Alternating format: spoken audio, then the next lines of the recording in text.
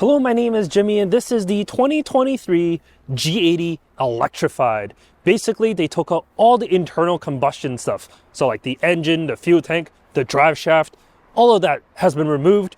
In places, batteries and motors and a whole lot of wiring. So here's what you have to know. Under the floor, there's an 87.2 kilowatt hour battery that allows this luxury sedan to travel 454 kilometers or 282 miles. All of this is yours for 105,000 Canadian dollars.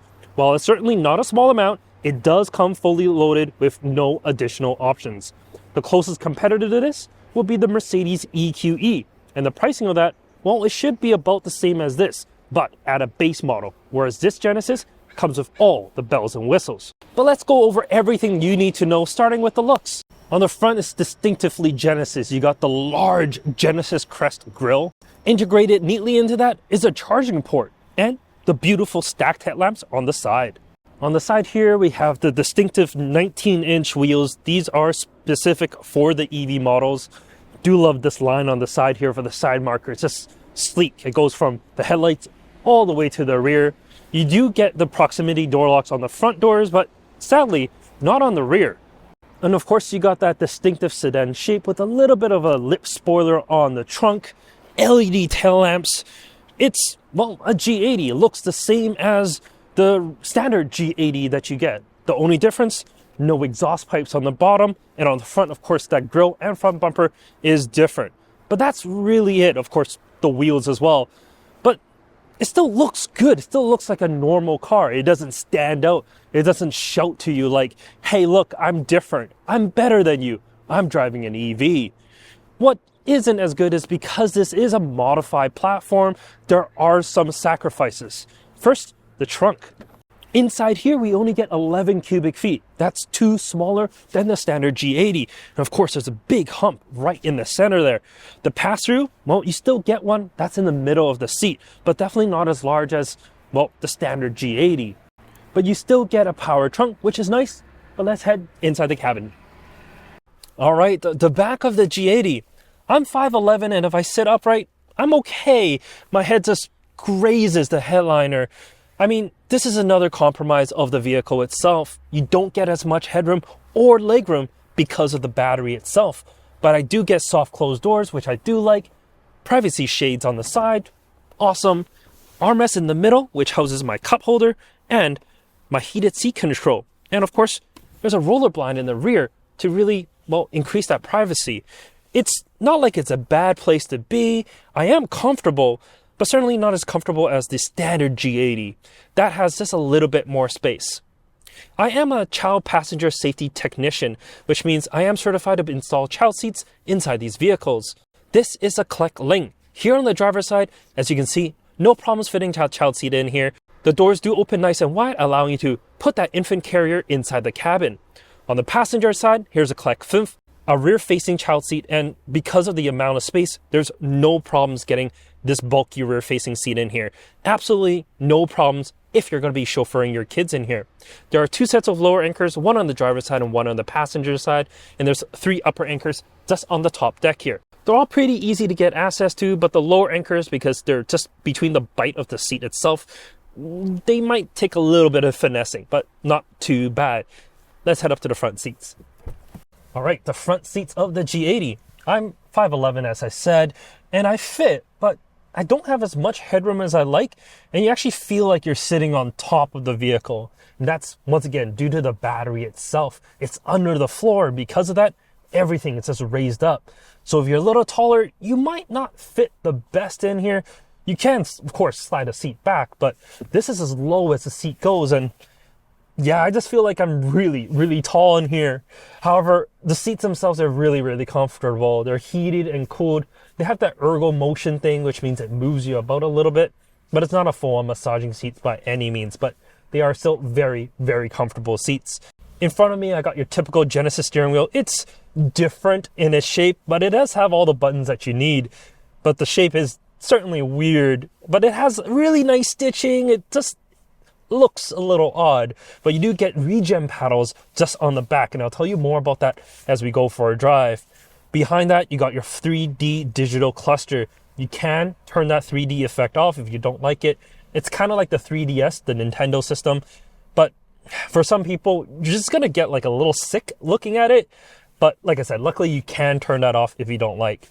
And pretty good heads-up display to show you everything that you really need. Speed, proximity in the vehicle in front of you, and on the sides. And the infotainment, this large widescreen unit, not only can you use the rotary knob that's in the center, but you can use it as a touchscreen. Obviously, you can't actually like reach it normally. You do have to reach for it. But I like the option of having a touchscreen when I need to. And honestly, while I'm driving, this knob, it's like iDrive. It just works really, really well to get you where you need. Within CarPlay, you do have to plug in a wire, sadly, but it still works just really well. It does what you need, honestly. And that's the best thing about this vehicle. You got a lot of physical controls in here. Even the climate control, while yes, there's a screen in the center, most of it is physical. And the things that you press most, they're right there. So it's quite easy to access. And for most people, you're able to jump in and drive. There's no fuss. It doesn't have that EQS Mercedes type feel where everything is in a screen. You're just looking all over for, your headlight switch. Maybe not that, but this is not overcomplicated, and that's probably the best part about it. Before we go on the road, let's talk about that powertrain. The Electrified G80 only has one powertrain option. It's a dual motor setup, 365 horsepower, 516 pound-feet of torque. As said, 87.2 kilowatt-hour battery with 282 miles of range, or 454 kilometers. And all of that translates to a 0 to 60 time in about 4 seconds, which as soon as this light turns green, I will demonstrate for you.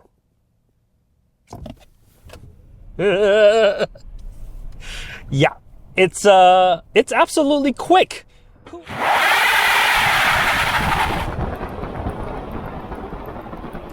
Who would have thought, right? 500 foot-pounds of torque.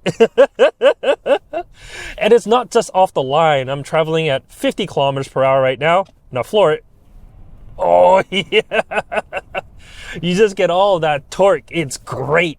But, what's new? Every single EV has that same party piece. It throws you back in your seat. It feels great because, most EVs, I shouldn't say all, a lot of them have a whole lot of torque to really throw you in your seat. It's probably the best thing about electric vehicles, isn't it? But, is this still a G80? I certainly will say yeah, because it's still very, very quiet. Like if I just be quiet, you don't really hear anything. Wind noise is very hushed. Tire noise is just all quiet down. The cabin, it just feels very isolated in here. It does have like a microphone array to help cancel out the noise. It has to work pretty well because, it just feels very isolated in here. And it's a very comfortable ride as well. The suspension, it's very, very soft. It does have adaptive suspension. So if you have it on sport mode, it does firm things up just a little bit. And even the seats, the bolsters, they hug you a little bit. But honestly, even at the firmest setting on sport, it's not that firm. It really isn't. It's a car designed to be, a very soft, very comfortable daily cruiser. It's probably aimed at a market that's a little bit older as well. And because of that, it's just an easy driving vehicle. The steering is nice and light. You can put it on sport mode to have just a little bit more, I'm not going to say feel because you don't get much more feel, but you get a little bit more or a little bit less in terms of assistance. So you have to turn a little harder. But, it's still a very, very good car to drive. And with those paddles on the back, you can change, the resistance of the vehicle. Because the regen can vary, and that's actually kind of cool. Because on max, which they call iPedal, it's a one-pedal driving. So if I have it on iPedal right now, if I lift off the throttle, it'll come to a complete stop for me. It's actually cool. And I can just use this one-pedal driving all the time. The only thing is, when you stop the engine and start it, that turns off. So you have to enable it every single time, which is kind of weird. But if you turn regen down a little, then it's not full one-pedal driving. You can, still lift off and it'll still brake for you. but you can turn regen to 0. That basically is like putting the vehicle in neutral. It's kind of weird feeling because there's like no resistance. You put it on neutral and it just basically cruises. It's just the only resistance is just tire and wind, and that's it. Well, kind of feel like, I'm sure there's some drivetrain loss, but you know, I don't know the entire physics of that. But it just feels really, really weird when you have 0 regen. Personally, I have it on either the Max, which is what I have it on right now, or with iPedal, and I find it to be absolute fine. And on the highway, the adaptive cruise control, the lane centering, because it is a Genesis product, it just works so well where you can basically be hands off, but it tells you to put your hands back on the wheel every now and then.